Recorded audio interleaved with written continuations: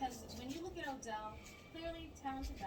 Maybe he's not a one, but still. She's totally the op. Somebody I would never want to work with. Your typical West Indian Jamaican bows to the or Haitian or whatever, bows to the white man.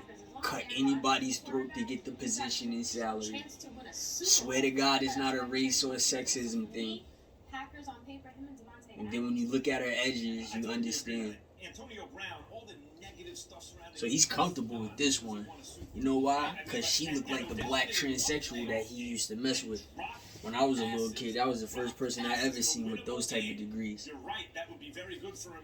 Rob, you heard I know him right. Maybe he's not a one anymore.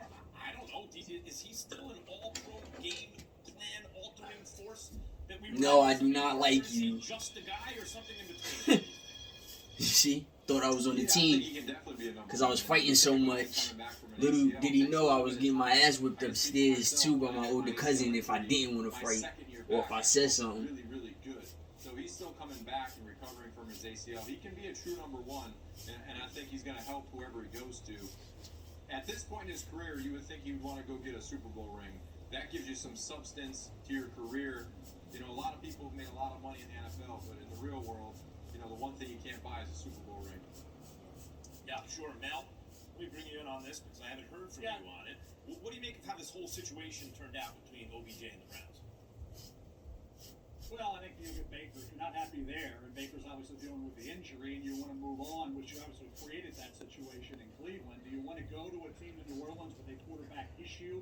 No Drew Brees. Now, Winston hurt. This is a different New Orleans Saints team. Now, obviously, you want the quarterback to be Mahomes or Rodgers. And I think that's what be the two ideal destinations. And he's got obviously a lot to prove. He's a competitor. Wants to get on the field. Obviously, not drop balls, catch balls, and stay healthy. That's been the biggest issue, guys, with Odell Beckham over the last 4 years. He's finished the season staying healthy, not having the variety of injuries that he's had that have hampered him on the field and being out there and performing. So the durability with Odell Beckham Jr. is the biggest concern we've seen over the last 4 years, and obviously inconsistent catching the football. But if you're Odell Beckham, you want to go to where there's a quarterback who can get you the ball, and that would be obviously either Kansas City or the Green Bay Packers. That's exactly right. The Packers look like the better overall team, and with the Packers, I mean, I'd love to see him on the Chiefs, but with the Packers, because they've been to 2 NFC Championship games, if he joins and then they get over the hump and get to win a Super Bowl, we will look at Odell and say, look at that. He was the difference. It makes a lot of sense. You see how he's like Rolly Romero, how he's aggressive towards the women? Pete Rolly, the dude that was about to fight Ting. This week, question for Baker is... For everything you guys have done, in the midst of everything, just fighting for our country. Thank you for me, to the Seahawks too as well. We're grateful for you. I got family in the military that I've served in the past, and I'm just grateful for all you all do. And happy Veterans Day.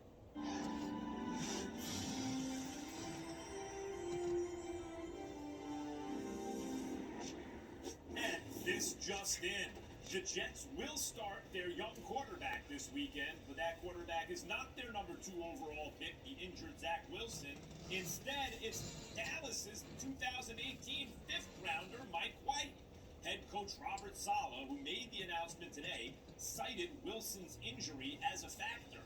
I'll tell you what, they were right to move on from Sam Darnold, but Mike White so far looks much more ready, and he's been around longer than Zach Wilson. And there are a number of interesting matchups in Week 10. Still in sports with children. They athletes. Are they really impacting the world? In the AFC West, a football player? Divisional game. 5-4 Chiefs taking on the 5-3 Raiders in Vegas. Patrick Mahomes is 10-0 in road divisional games. You know? The second longest streak since 2002. And in case you didn't know, people, you could transform into a professional athlete, especially with the help of a trainer or a coach. To add the special effects to you, proper dieting, working out, the regimens being correct, defense It's just sports. is a physical group. I think the quarterback is playing at a high level. And the man is not known for playing any sport. This is just white people Guys on the perimeter that can make plays, that can make working catches. the P magic. So presents a big challenge. Nick and Kimberly back here with me. Mel Kiper will be back in a little bit. Nick, Nah, I'm not regretting football. No statements on football. Because all football players do, y'all learn how to become a gang. And y'all learn how to fight and pick on the smaller and the less numbers. So I'm not an advocate for football. Same thing with basketball. I think it's going to be real hard for the Browns. These are what you call sports, because you play them. And kids play. You understand? What do the Cleveland Browns do well? So now, look at the panel. Look at the broadcasting. Look at the commentators. Who hand chose and picked these people to make all these millions of dollars to watch other kids play dangerous sports? Football is the most bullshit sport ever.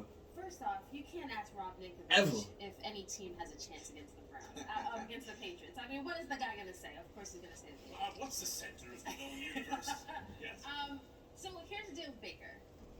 Each week is a referendum on him, Odell or not. That's the reality. The Browns have to end this So season Asia took all the for sports certain, where they last say, year, coronavirus season. I think he's been I can average. only I think imagine he's what's been about to average. happen. I think between the injury and how The this F- team's been You know what? up and down, I think Baker would agree with that. He's been average. to I this ain't point. even gonna Just say the it. rest of the season to prove. Yeah, I am the franchise guy here. At the end of the day, who really owns the United States of America? And you will not franchise me, but that's on him to prove. So each week it starts with the Patriots. Has been average. Fuck Also outta been here. banged up this Oh, year. for sure. I Every was day. bugging. An average starting quarterback is like an average starting point guard. That's a pretty good player. That's a competitive position. Okay, here we go. Browns are, meantime, in a fight. Can we stop it with the comparisons? The Bills were anointed before this season as the team in the AFC East. But of course, here comes the Patriots. Nick, do you think the Pats will actually win the division? Yes, I do. And when you look at the Buffalo Bills and them slipping to the Jacksonville Jaguars, I mean, listen, there's a reason that Bill is the best coach of all time, and he'll have a bronze statue in front of Gillette Stadium. It's not by chance. So I think the Patriots are in an upward direction. They have a young quarterback people are saying is mediocre, but yet he's ranked 9th on Pro Football Focus, just above Joe Burrow and below Dak Prescott. So whatever you think of those two guys, as a rookie, I think he's done a tremendous job. Yeah, Nick, Ron statue in front of Gillette. He's got it. It's a good thing you don't live far from Gillette, because you can just bring it from your house right in front of Gillette. All right, thanks, guys. You need a Gillette across your fucking face. Let's bring in NBA reporter Brian Windhorst to run the give and go. There he is, Nugget star Nikola Jokic suspended 1 game without pay for forcefully shoving the Heat's Markieff Morris to the hardwood. Reigning MVP will miss tonight's game against the Pacers. Oh. Whitney, what's the league reaction to this? They don't like guys pitting guys from behind, which is why he got suspended. But they're okay with physical play. This is How do you find Morris? This year. They don't Because want he did it- 280 games, but they don't want 135. 'Cause it was a white guy? And this Are you was kidding me? obviously a reaction to the foul, but it was also What? because they're allowing big men to be Come physical. on, the privilege is crazy. The privilege is too much. You see how he's quiet? How Antetokounmpo, he's quiet, and you know he has everybody's thumbs up because he has a different outlook, or maybe because he's a foreigner. You pick one. They got to get healthy. I'm not really worried about them at all. Brooke Lopez has been out almost the whole year with a back injury. Chris Middleton has been out with what sounds like a pretty rough case of COVID. Drew Holiday's had injuries. They don't have Dante DiVincenzo back. Don't judge this Bucks version that you see right now. Wait till they get healthy before you start worrying about what their record is. Jimmy Butler and the Heat taking on AD, Russell Westbrook, and the Lakers tonight, 10 p.m. Eastern on ESPN, by the way. Miami's lost 2 of their last 3 games after their hot start, while LA is 2-3 without LeBron, who will miss a 6th game tonight. LeBron, for the record, has played about 73% of the Lakers' regular season games. In his first 15 years in the league across 2 stints with the Cavs and his time with the Heat, LeBron missed 71 regular season games total. And as we start his 4th season in LA, it's been 4 seasons already, he's already missed 63 games with the Lakers. Okay, Wendy, what's the latest on how much longer King James could be out? Yeah, this is not a severe injury. He is rehabbing this, and from what I am told, the rehab is going well. He may have to do some reconditioning a little bit, but this is not going to keep him out an extended period. You know, he definitely has shown his age here on some of these muscle injuries, like he had with the groin injury 2 years ago. There's no doubt about that, but this is not something that is going to dramatically impact his ability. And, you know, it's coming at a portion of the schedule with the Lakers where it's not that difficult. They haven't done great, I agree. But this is a time, if you're going to nurse an injury, it's this time of the season. That's what LeBron's doing. Wendy, Jay Williams was on our radio show this morning, 6 to 10 a.m. weekdays. By the way, you should check it out on ESPN. A fantastic show. I can't recommend it highly enough. Called Keyshawn, Jay, Will, and Max. Wendy's not smiling. And he talked about how players are still adjusting to the new Wilson basketball that the NBA is using this season, because the league switched from Spalding to Wilson this year. Dame Lillard, for example, is shooting under 37% from the field, just 25% from 3 so far. Jay Will even speculated, Wendy, that this might maybe accelerate Lillard's exit from Portland. It's been speculated upon. He might be out of there at some point. Are you hearing anything? I don't know what's going to happen with him in Portland. We don't even know what's going on with their management right now. But I will say this. The data shows with this Wilson ball that shots outside 25 feet this season are down about 10% year over year. Now, we know Logan Lillard is all about the shots outside 25 feet. He's developed a game to avoid those double teams, to shoot from that far outside. So not only is he being affected by the physical play on the perimeter, which he went on a mini rant about last night here in LA after a loss to the Clippers, but the Wilson ball may be making it a double whammy, because it seems like it could be affecting everybody, especially the long-range shooters. Yeah, that makes sense. Like, why Lillard? Why has he been hit so hard? Because it's 2 factors, not just one. This week's NBA Wednesday doubleheader tips off in H-Town, with the top picks in this year's draft squaring off. Keith Cunningham and the Pistons taking on Jalen Green and the Rockets, 7:30 Eastern. Then it's Jimmy Butler and the Heat taking on AD, Russell Westbrook, and the Lakers. Our coverage starts with NBA Countdown at 7 Eastern. Thank you so much, Brian Windhorst. Coming up, the Cowboys look to bounce back after a shocking blowout loss last week. And welcome back to This Just In. We're coming to you live from above the Heineken River Deck at Pier 17. This Just In. Cowboys receiver Michael Gallup practicing today ahead of what's expected to be his return this Sunday against the Falcons. Gallup out since week 1 with a calf injury. These guys are deep at receiver. Maybe the deepest receiving core in the league. I'd say the best overall. It's either them or the Bucks, but that's good news for the Cowboys, especially coming off that loss against the Broncos. Meantime, Dak Prescott and those Cowboys look to rebound after laying down at home in that loss to the Broncos. How was he going to say it?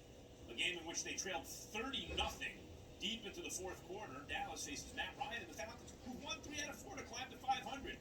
Here's head coach Mike McCarthy on turning the page.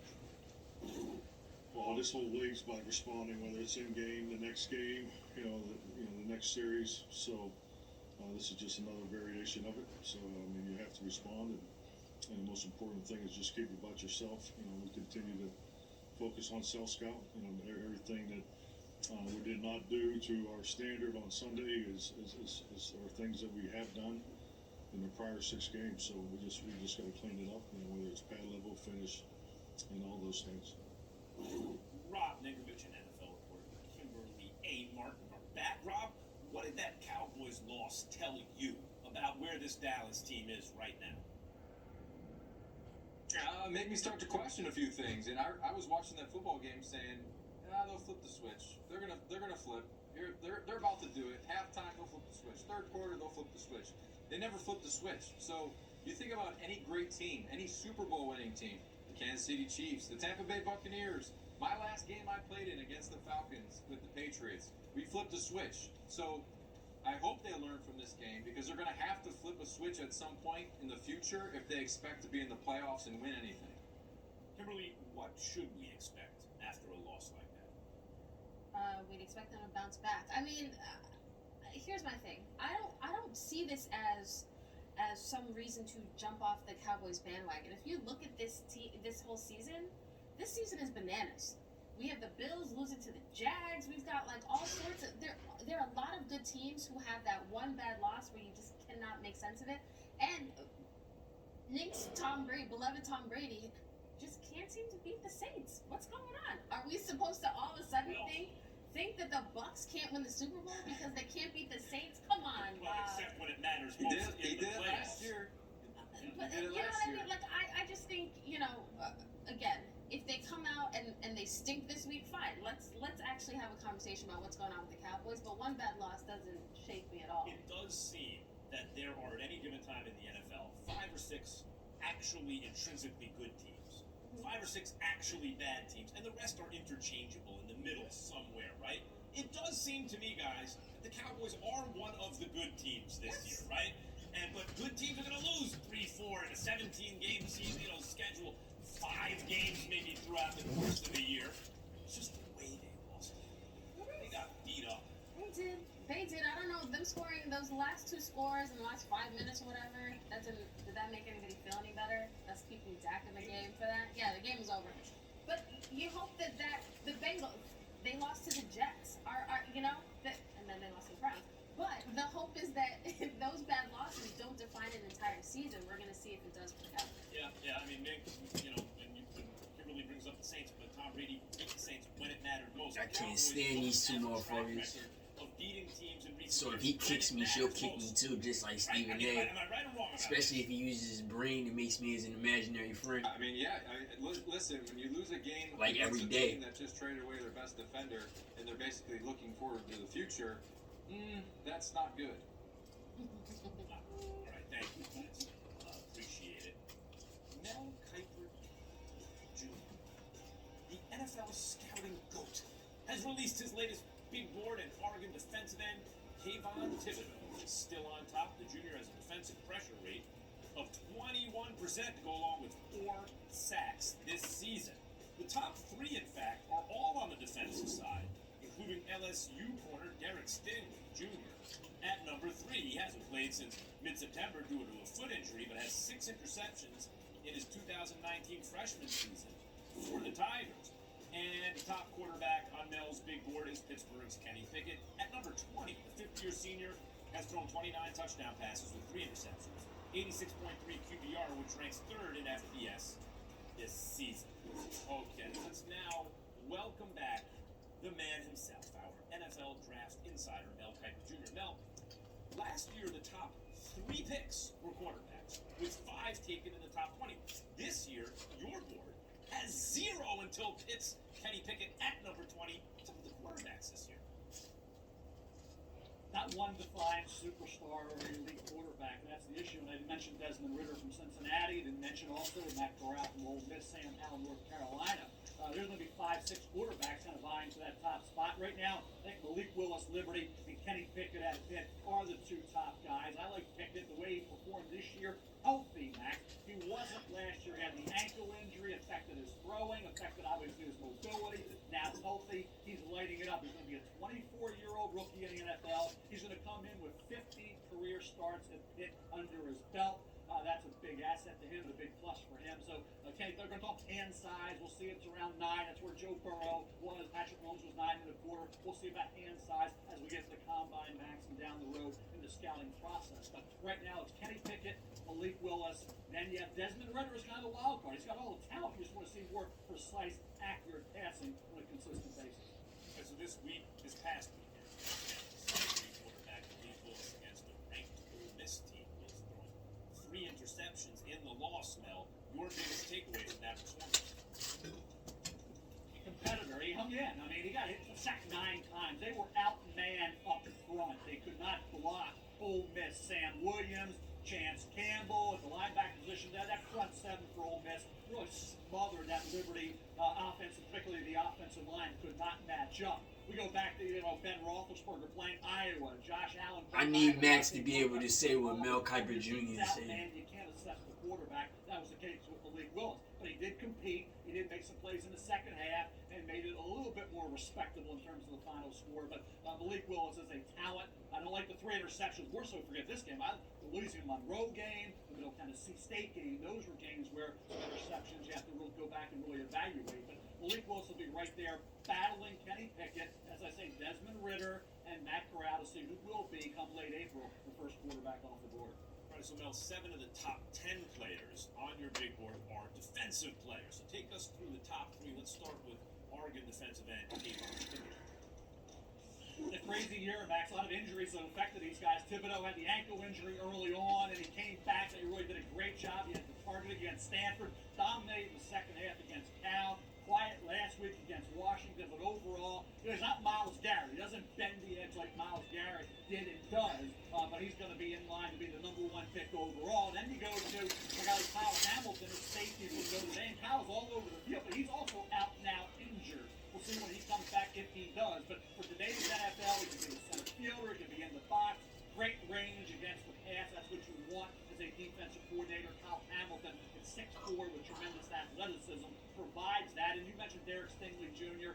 not playing since early in the season. Last year wasn't his best season. His best year was that Joe Burrow's national championship year when he was a true freshman. But the talent wins out. We're all looking for lockdown corners. All these teams are. Coverage obviously key to winning in this league, and pass rush. Derek Stingley will be the first cornerback off the board, despite, like I say, the injury this year and not playing his best football last year, or even early this season when he was hampered by that injury. Thanks so much, Mel. Appreciate it. Coming up, the Chiefs get the Raiders Sunday night. Can Patrick Mahomes find himself in Vegas? Designating their starting running back, Chris Carson, to return to practice. I told y'all. Chris Carson on the IR. He's an idiot. 4 games with a neck injury. Just in time, Carson and Russell Wilson, a quarterback who's only once been under double-digit wins in his career when he won 9 games. Everyone thinks Seahawks are just going to pack it in. They got another thing coming. Patrick Mahomes and the Chiefs take on rival Raiders on Sunday night. Chiefs, after 2 straight wins, are just a half game behind the Raiders and Chargers in the lead in the AFC West. And here is Patrick Mahomes on KC's offensive struggles. Obviously, it's been bad these last few weeks. It hasn't been the way that we've been accustomed to seeing, but it's no different than what we were doing at the beginning of the year when we were having success. So, if I had to bet on it, I bet we've kind of figured it out here soon, and hopefully this week is the first week of taking that steps. It comes down to execution, and I keep saying it over and over again, but when you don't execute in this league, you don't score points. And you've seen that these last few weeks, and you saw the weeks when we were executing, we were scoring points. So I think that's just on us to go out there and execute at a higher level, starting with me. All right, let's bring back NFL insider Kimberly Martin and, of course, Mel Kiper Jr. Patrick Mahomes struggling this season, guys, by his standards, since he set the bar so high. I mean, 20 touchdowns, 10 interceptions, not the end of the world for most guys, but Mel, what's the biggest reason that he hasn't been Patrick Mahomes like this year? Keep in mind, they had to restructure that entire offensive line, match from tackle to tackle. It's all kind of new, and I think if you look at Patrick, there's always going to be those reckless moments. Josh Allen had one of those this past week against Jacksonville. That's part of their greatness. They're going to take chances. They're going to do things that no other quarterback can do. Sometimes it results in a good play, sometimes just a head scratcher. But I think it's still a team that comes off a Super Bowl loss. They know it's about getting to the playoffs and getting in the tournament to see what happens. Sometimes that carries over when you have that type of situation. And it's not about home field necessarily. I've always said home field's overrated come playoff time. Did it take home field to get the Tampa Bay Buccaneers in the Super Bowl? No. Go back to Flacco's days in Baltimore to get to the Super Bowl? No. And I can look at Aaron Rodgers losing games at Lambeau. So to me, it's about just getting in the tournament. We're not going to look back and remember a game in October. We're going to remember these things, what they do in the playoffs, and see if they're a playoff team. And they'll get together as Patrick said. But right now, obviously, they're not clicking. Like I said, when you restructure an entire offensive line back, it's going to have somewhat of an impact. They restructured it, and they're not playing that well. Right, with the Ravens traded offensive linemen to their rival Chiefs. They had to get past in the AFC. Well, maybe because it's kind of a Trojan horse move, right? Like, we don't think this guy's that good. But I basically agree with Mel, although Arrowhead is a big advantage, I'd say. I basically do agree. Like, I'm expecting Patrick Mahomes, even if this isn't his best year, he's Brett Favre 2.0. He's got the arm, but he makes better decisions, right? What gives here this year so far? Just the Patrick Mahomes that we've been seeing just isn't working. Like, what he's been doing, he's always done it. He's always taken chances. He's always taken risks. And when they weren't, we praised him as a magician. And now it's like, oh, I didn't know that. That didn't make no sense. Well, it's just not working. And I think, opposing defenses have challenged. They've come with a counterpunch. Like, they've come and challenged the Chiefs. Okay, this is what we're gonna do to you. Now you guys adjust. And the coaching staff, I feel like I cover the Chiefs almost as much as I cover the Browns, and I feel like the Chiefs almost lost in week 1 to the Browns. Like, this is a team that each week we talk about how Patrick Mahomes just has to do the little things. Just don't try to hit the home run, the grand slam. You know what? One single might work once in a while. Like, check that. Yes, it does seem like a guy against whom they are shifting in baseball. He forces to go the other way. But look at this. Look at how much they're throwing the ball. So, and by the way, he's leading the league in attempts and completions, something Tom Brady had the week off, was leading the league in. But he's leading the league in attempts and completions. And last year, 38 touchdowns, 6 interceptions. This year, 20 and 10 already. Then again, all great players, not every season's the same. They have some down years, some up years so far. Down year. Okay. Tomorrow night, Lamar Jackson and the 6-2 Ravens play at Miami. Baltimore coming off that comeback overtime win against the Vikings, in which Lamar Jackson had nearly 400 total yards of offense and 3 touchdown passes. 120 yards. Ravens with a 1-game lead in the AFC North over the Steelers. Time now for our weekly segment. Joe knows the Joe Fortman off from Vegas. Joe, you had a rough week. We're still 11-4 over the last 5 weeks. Plenty of profit there. Let's kick things off with tomorrow night's game. The Ravens, 7.5-point favorites over the Dolphins. Who do you like? I'm going to lay it with Baltimore. I've been trying to build a case for Miami, and it can't be done. Let's start with this. John Harbaugh in his career as a head coach is 9-0 against the spread lifetime against Miami. I understand different players, different situations, but that's pretty telling right there. Now, in addition to that, what does Baltimore want to do in this game? They want to run the football. They're number 1 in the NFL in rushing. Is Miami going to be able to stop that? They're 17th in run defense. And when Miami gets the ball, are they going to be able to do anything with it against Wake Martindale's defense? Miami ranks 28 in scoring this season. Keep in mind, even though this game is in Miami, they're 1-3 at home this season with a minus 39 point differential. That one win came against Houston this past Sunday, the worst team in the NFL, and it wasn't very impressive. I'll lay it with the Ravens. They're going to be popular in 6-point teaser plays as well. Yeah, although they did have close losses to the Jags and the Falcons around the time that those teams had some wins. 7.5 points is a lot, but I can see you are off Miami. One of Saturday's big games is in the Big 12, of course, with Oklahoma traveling to Baylor. What's your angle there? I'm going to play the over. This game has shootout written all over it. Total 62.5, and for good reason. We haven't seen the Sooners in 2 weeks. That means we haven't seen the Sooners since the first or second playoff rankings came out, when the Sooners were ranked 8th despite the undefeated record. You think that was missed in Norman? They're going to come out looking to make a statement. And since they've moved to Caleb Williams at quarterback, this team is averaging 48 points per game on offense. But during that same window, the defense has fallen off. They're giving up about 31 points per game over their last 4. So that's very conducive to an over. On the other side with Baylor, they've been fantastic on offense this season, even though Dave Aranda is a defensive-minded head coach. They're top 20 in scoring at 36 points per game, and they're also top 10 in yards per play. This game has shootout written all over it. I'm going over 62.5. Finally tonight in the NBA, Joe, the defending champion Bucks are at the Garden to take on the Knicks. Knicks favored by 4. What's the play? Yeah, lay it with the Knicks, and if you want to get aggressive here as well, play the Knicks in the first half, minus 1.5 points. This is all about the situation. New York was off last night. Milwaukee played last night. This is their 3rd game in 4 nights and their 4th game in 6 nights. You have to wonder if they're going to have the legs. When it comes to the Knicks, they've been fantastic out of the gate this season.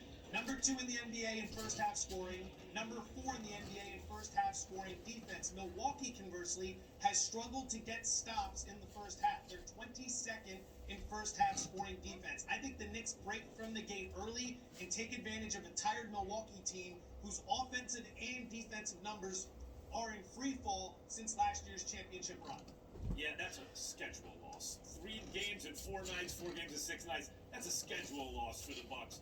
Thank you, Joe. You can get more great betting content on the Daily Wager podcast, available wherever you get your podcasts. Coming up, Mel Kiper digs in on this year's rookie quarterbacks. Why he thinks one rookie QB